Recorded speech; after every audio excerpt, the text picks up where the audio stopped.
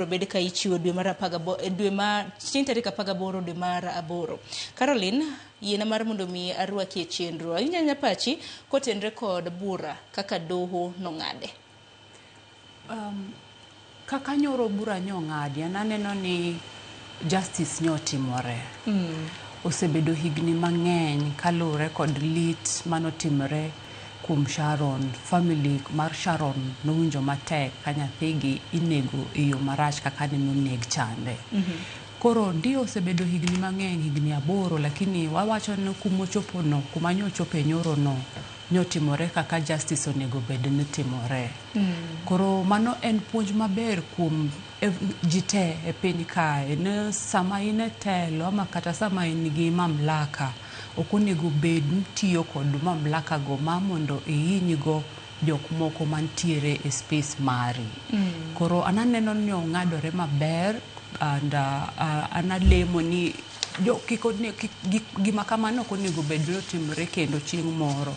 Obed ni mae en lesson ama funzo kwa watu wote kwamba isifanyike tena.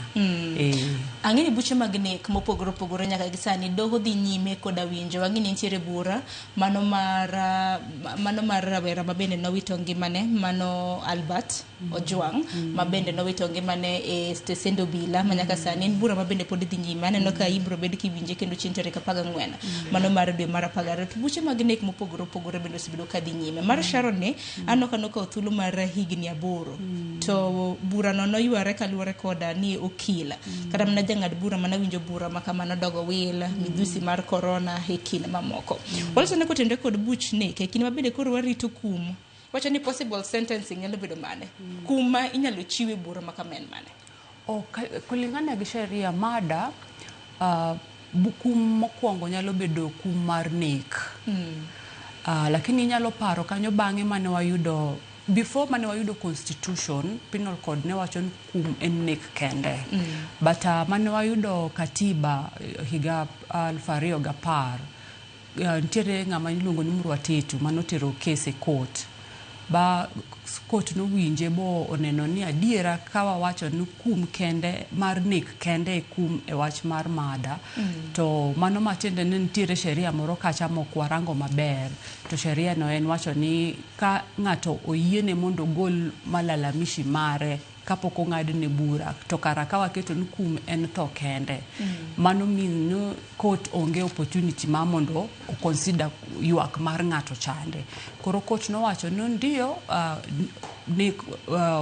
kum mar nek no bende pod ntiere kanyo, lakini court nyalo neno ka circumstances oyie gibende ginyalo chiwo kata life imprisonment mar ng'ato ama kata higni mang'eny. Makori dakadake e jela, maisha ni kama ngima ni te.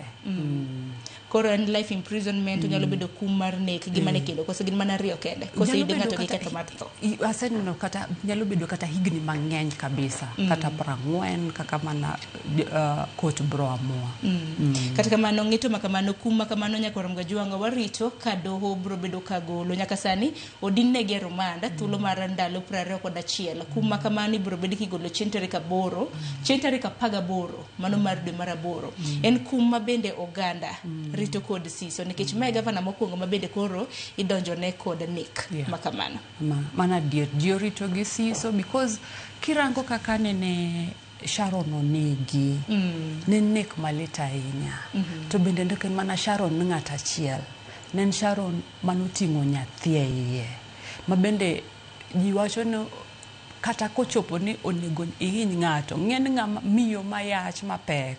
En ga miyo ma en special irange mopogre community because omedonwa ng'ato otimo gima bro guarantee there's continuity of life, you know. Koro the fact ne nonegi kaka nonegi no kopek en gima lit kuom chuny ji mang'eny kabisa. Koro ji orito gi siso adier kaka iwacho no because wadwa neno ni court dhi keto gi kanye kalingana kod pek mar nek manotim no kuom Sharon.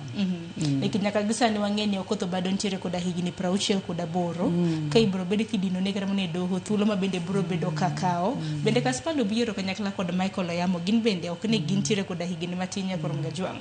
To koro wang'eni ne okang' machielo gana nageno ni samoro nyalo wegi gi bond to kata kamano nwanno ka jang'ad bura nowacho ni ooyo unyaku bede rumanda kata bede ni pok wakumo pok wamiyo ukuma mano mar doho ok unyal mana bedo oko. Why is that important? Nang'mene mano ochuno nyaka koro gibeda bede rumanda kacha ka girito ng'eto. And important because sheria oyiene judge mondo tim kaka nyotimo cha.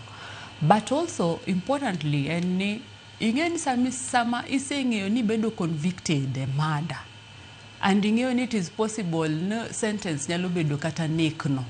I think no temptation moro nyalo bede ni kata ilal ring kikiduog kendo koro ing'eni mano bende kotimore bu sentencing no kotimore because ng'ato lal